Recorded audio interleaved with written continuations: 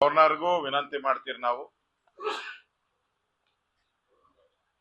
ಕೇಂದ್ರ ಸರ್ಕಾರವನ್ನ ತೆಗಳಿಕೆ ಮಾಡುವಂತ ಈ ತರದ ಒಂದು ಹೇಳಿಕೆಗಳು ಏನಿದೆ ಅದನ್ನ ತಾವು ದಯವಿಟ್ಟು ಓದಬಾರದು. ಯಾಕೆಂದ್ರೆ ರಾಜ್ಯ ಸರ್ಕಾರ ತಪ್ಪು ದಾರಿಗೆ ಹೋಗ್ತಾ ಇದೆ. ಅದನ್ನ ಕಿವಿ ಹಿಂಡಿ ಬುದ್ಧಿ ಹೇಳುವಂತ ಅಧಿಕಾರ ಗವರ್ನರ್ಗೆ ಇದ್ದೇ ಇದೆ.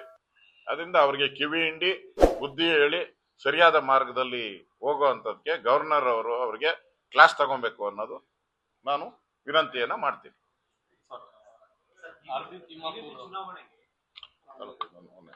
ಅವರ ಇಲಾಖೆಯಲ್ಲಿ ಒಂದಲ್ಲ ಎರಡಲ್ಲ 3 ತಪ್ಪುಗಳನ್ನ ಮಾಡಿದ್ದಾರೆ. 3 ಬಾರಿನೂ ಕೂಡ ಈ ತರ ಆಡಿಯೋ ವಿಡಿಯೋ ಎಲ್ಲ ಬಿಡುಗಡೆ ಆಗಿದೆ. ಇಷ್ಟಾದ್ರೂ ಸಿದ್ದರಾಮಯ್ಯನವರು ಒಂದ್ ರೀತಿ ಕುರುಡ್ರು ಧೃತರಾಷ್ಟ್ರನ ರೀತಿ ಕೂತಿರೋಂಥದ್ದು ರಾಜ್ಯದ ಜನತೆಗೆ ಮಾಡದಂತ ಅಪಮಾನ. ಹಿಂದೆ ಈಶ್ವರಪ್ಪನವ್ರದ್ದು ಯಾವುದೋ ಒಂದು ಕಾಂಟ್ರಾಕ್ಟ್ ಕೇಸಲ್ಲಿ ಒಂದು ಆಡಿಯೋ ಬಂದಿದೆ ಅಂತ ಹೇಳ್ಬಿಟ್ಟು ಎಷ್ಟು ಗಲಾಟೆ ಮಾಡಿದ್ರಿ ನೀವು, ಎಷ್ಟು ಹೋರಾಟ ಮಾಡಿದ್ರಿ. ಈಗ ಯಾಕೆ ಬಾಯಿ ಮುಚ್ಕೊಂಡು ಕೂತಿದ್ದೀರಾ? ನಮ್ಮನ್ ಮಾತ್ರ ಜೋರಾಗಿ ಕೇಳಿದ್ರಲ್ಲ, ಈಗ ಯಾಕೆ ಬಾಯಿ ಮುಚ್ಕೊಂಡು ಕೂತಿದ್ದೀರಾ? ರಾಜೀನಾಮೆ ಪಡೀರಿ. ಮಾಡಿರೋದು ಸತ್ಯ. ಈಗಾಗಲೇ ಲೋಕಾಯುಕ್ತದಲ್ಲೂ ದೂರು ದಾಖಲಾಗಿದೆ. ಲೋಕಾಯುಕ್ತದಲ್ಲಿ ಮಂತ್ರಿ ಹೆಸರ ಮೇಲೆನೆ ದೂರು ದಾಖಲಾಗಿದೆ. ಮತ್ತೆ ಆಡಿಯೋದಲ್ಲೂ ಮಂತ್ರಿ ಮಗನಿಗೆ ದುಡ್ಡು ಕೊಡ್ಬೇಕು ಅಂತ ಆಡಿಯೋದಲ್ಲೂ ಇದೆ. ಮತ್ತೆ ತಿಮ್ಮಾಪುರ ಅವ್ರು ಹೇಳ್ತಾರೆ ಯಾರು ಸಂಚು ಮಾಡಿದ್ದಾರೆ ಅಂತ. ಮಾಡಿದ್ರೆ ಹೇಳಿ, ಯಾರು ಕಾಂಗ್ರೆಸ್ ಅವ್ರು ಮಾಡಿದ್ರೆ, ಯಾರ್ಯಾರು ಕಾಂಗ್ರೆಸ್ ಅವ್ರು ಮಾಡಿದ್ದಾರೆ. ಇವ್ರು ಮಂತ್ರಿಯಿಂದ ತೆಗೆದ್ರೆ ಇನ್ನೊಬ್ರು ಯಾರೋ ಅವ್ರಿಗೆ ಬೇರೆಯವ್ರು ಯಾರೋ ಮಂತ್ರಿ ಆಗ್ತಾರೆ. ಆ ದೃಷ್ಟಿಯಿಂದ ಮಾಡಿದ್ರೆ ಅದನ್ನು ಹೇಳಿ. ನೀವು ನನ್ನ ಮಂತ್ರಿಯಿಂದ ತೆಗೆದು ಬೇರೆಯವ್ರ ಮಂತ್ರಿ ಆಗಕ್ಕೆ ಮಾಡ್ತಾ ಇದ್ದಾರೆ, ಅದನ್ನಾದ್ರೂ ಹೇಳಿ. ಅದನ್ನ ಬಿಟ್ಬಿಟ್ಟು ಇದರಲ್ಲಿ ಉರುಳಿಲ್ಲ ಅಂತ ಹೇಳಿದ್ರೆ ಈಶ್ವರಪ್ಪನವ್ರ ರಾಜೀನಾಮೆ ಹೆಂಗ್ ಕೇಳಿದ್ರಿ? ಈಗ ಯಾವ ನೈತಿಕತೆ ಇದೆ? ಯಾವ ಮಾನ ಮರ್ಯಾದೆ ಇದೆ ನಿಮ್ಗೆ? ನಾಚಿಕೆ ಆಗಲ್ವಾ ನಿಮ್ಗೆ? ಒಂದೇ ವಿಚಾರದಲ್ಲಿ 2 ಸ್ಟ್ಯಾಂಡ್ಗಳನ್ನ ಮಾಡ್ತಾ ಇದ್ದೀರಲ್ಲ, ಇದು ಸರಿಯಲ್ಲ. ಇದನ್ನ ನಾವು ವಿಧಾನಸಭೆಯಲ್ಲೂ ನಾವು ಚರ್ಚೆಯನ್ನ ಮಾಡ್ತೀರಿ. ಯಾರಿದ್ದಾರೆ, ಅಶ್ವಥ್ ನಾರಾಯಣ ಇರ್ಬೋದು, ಸುನೀಲ್ ಇರ್ಬೋದು, ಜ್ಞಾನೇಂದ್ರ, ಎಲ್ಲರ ಜೊತೆ ಮಾತಾಡಿ ನಾಳೆ ತೀರ್ಮಾನ ಮಾಡ್ತೀರಿ.